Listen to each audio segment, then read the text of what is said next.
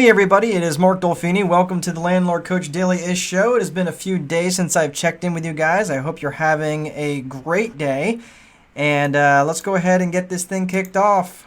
5, 4, 3, 2, 1, 0,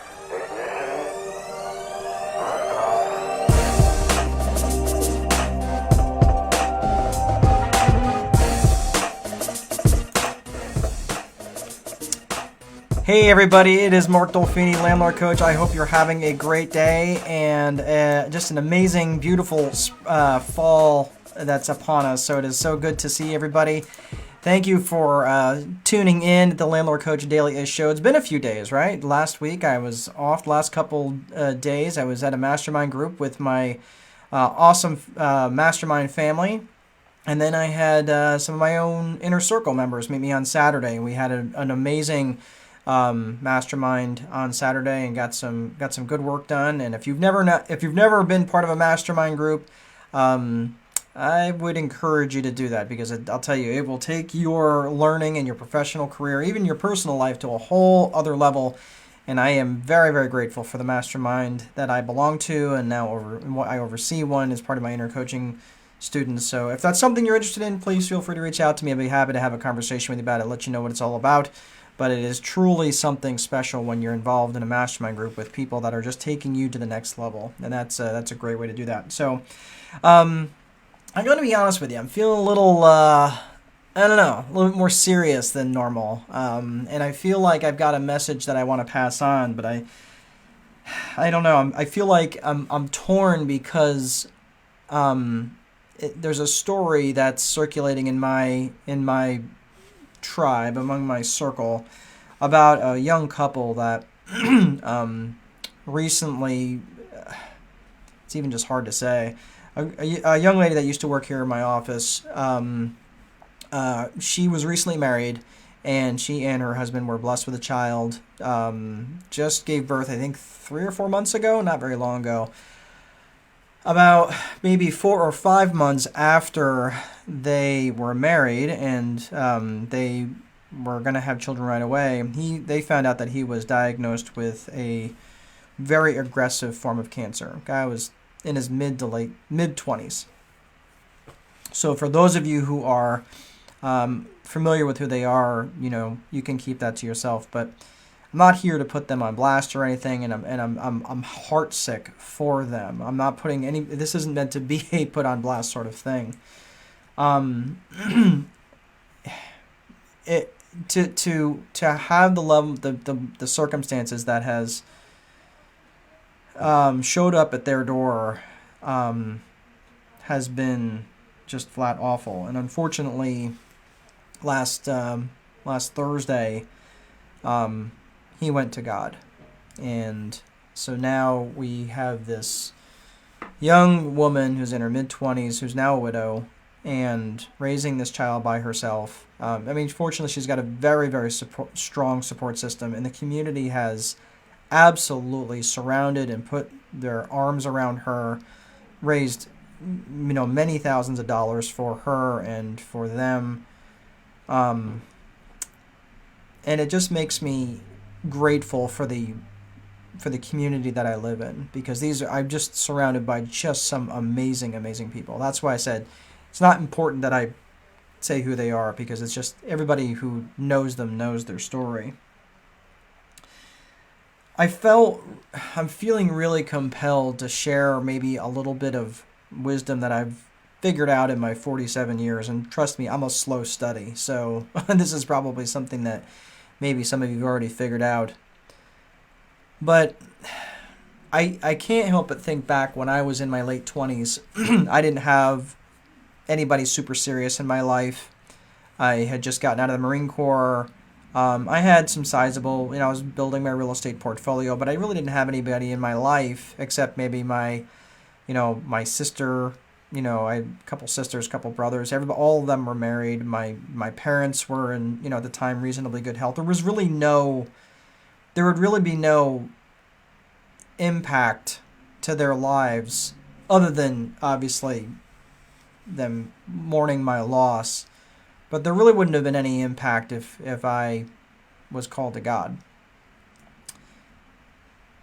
And I'm thinking back when I was in my mid-20s, just how this feeling like I was going to live forever. Like, I'd been through quite a bit in my teens and been through the Marine Corps and all the stuff that I went through that. And just different, just different thoughts that it never occurred to me. Like if I passed away, what would be the economic ramifications of that?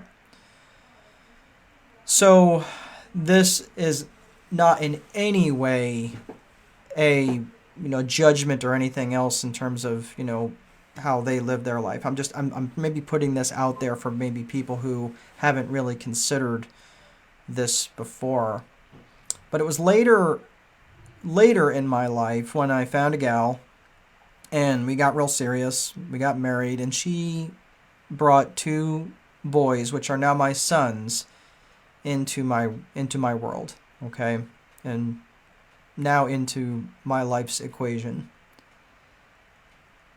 And I couldn't help but think of what that would look like now if I weren't in the picture, right? This was maybe 6 or 7 years ago I thought about this.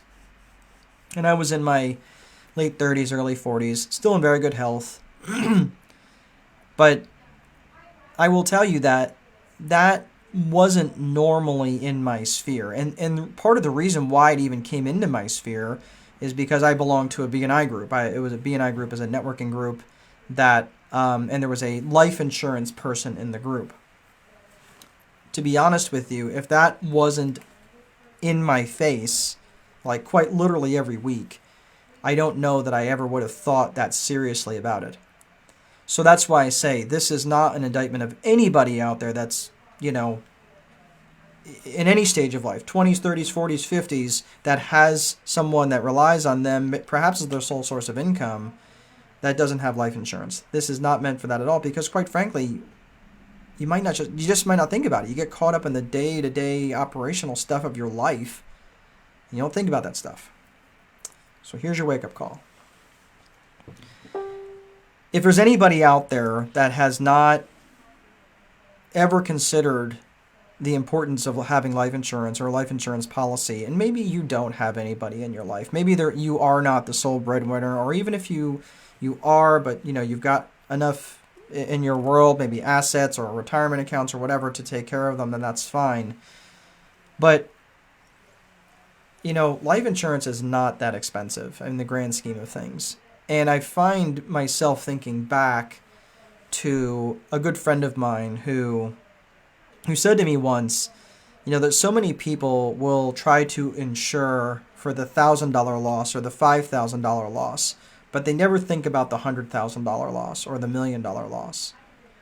Because it's the $1 million loss that's going to sink you. It's the $100,000 loss that could potentially sink you.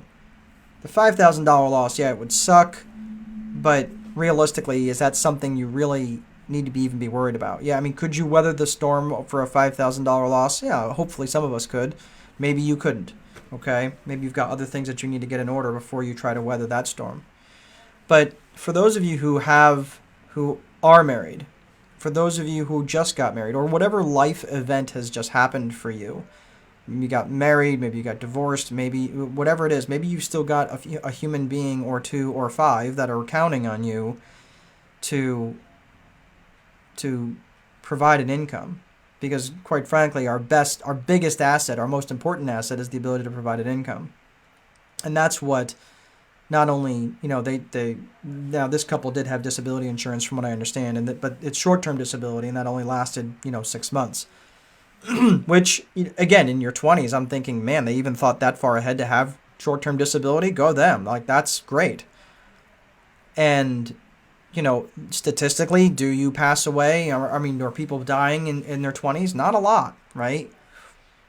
But I'm just thinking of what maybe a 10 or 20-year term. And I don't know I'm not pushing life insurance, and I don't have any particular carrier that I would say that you need to go with. But just have the conversation with somebody.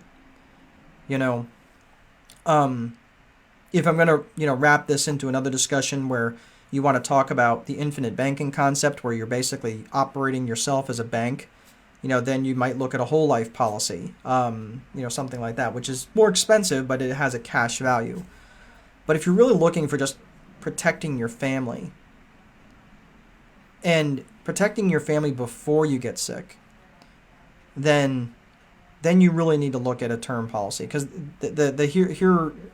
another term life insurance person that I met in another BNI chapter. I've met many throughout the years, but she brought up a great point that, let's say for argument's sake that you do get, you come down with something super bad, God forbid, but you live through it, right? You live through it and you come through, and you're on the other side of cancer or whatever, right? It's going to be really hard. If you're insurable at all, it's going to be really expensive on the other side. So get that insurance when you're young and healthy, and it's much more affordable, rather than trying to wait and go, oh crap, I might die, and who in the world's going to insure you? Like, it's basically they're taking a bet that you're going to, live longer than the insurance. So that's really the message I wanted to convey today. And I realize I might be getting some flack about this, because it really is on the heels of, everybody's reeling, and we've not even laid, she's not even laid the man to rest yet, but I'm sitting and I'm just so concerned for her and for her family, and now raising this baby with basically what source of income? I don't know. And, when something like that happens, now you've got, not just the stress and the grief that you have to deal with. Now you've got the stress to deal with, how am I going to pay for this stuff? How am I going to come up with the money to have a funeral? How am I going to have what am I going to do for money going forward? There's so many stresses now that get added to the equation, in addition to trying to bury this loved one.